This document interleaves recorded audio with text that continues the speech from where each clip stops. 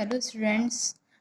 भारत में विभिन्न ऋतुओं के आधार पर फसलों का वर्गीकरण आज हम पढ़ेंगे कि भारत में सीजन्स के अकॉर्डिंग जो फसल वो किस मंथ में होती है और कौन कौन सी फसल होती है।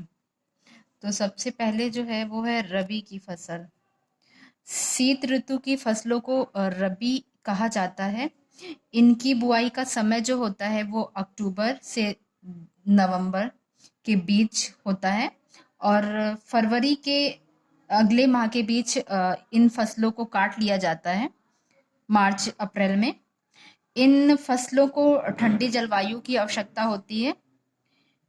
रबी की फसलों को कम तापमान, कम पानी की आवश्यकता पड़ती है।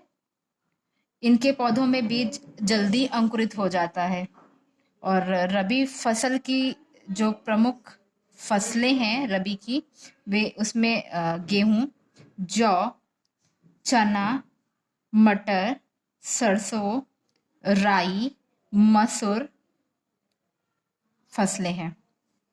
अगर हम खरीफ फसल की बात करें तो खरीफ फसलें जो होती हैं वो जून जुलाई के महीने में उगाई जाती हैं।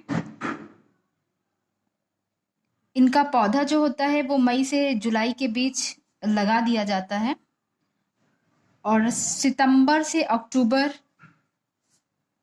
के बीच, कभी कभी नवंबर दिसंबर में भी काट ली जाती हैं।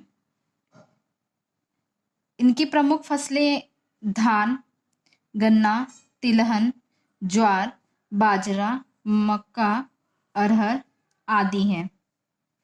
इनको वर्षा ऋतु की फसलें भी कहा जाता है। जिस समय फसलें बोई जाती हैं उस समय आर्द्रता जो होती है वो अधिक होती है, परंतु जब फसल के काटे जाने का समय मौसम शुष्क होता है, इस प्रकार की फसलों को अधिक तापमान, अधिक पानी की आवश्यकता पड़ती है। थर्ड एंड लास्ट, जायद फसल। ये फसलें जो हैं ये फरवरी मार्च में बोई जाती हैं और अप्रैल से मई के बीच काट ली जाती हैं। इनमें खरबूजा, तरबूज, लौकी, ककड़ी, तोरई, मूंग, खीरा, टमाटर, सूरजमुखी, तिलहन, धान, ज्वार, कपास आदि जायद फसलें हैं। जायद फसलें जो होती हैं मुख्य रूप से व्यापारिक फसलें होती हैं। इनसे किसान धन पाने के लिए, जो इनका उत्पादन जो करता है किसान, वो धन पाने के लिए करता है। इन फसलों को किसान संपूर्ण रूप से बेच देते हैं। जायद फसलों को कृत्रिम रूप से सिंचाई करके उगाया जाता है। इन फसलों को अधिक तापमान और ज्यादा सूर्य के प्रकाश की आवश्यकता होती है।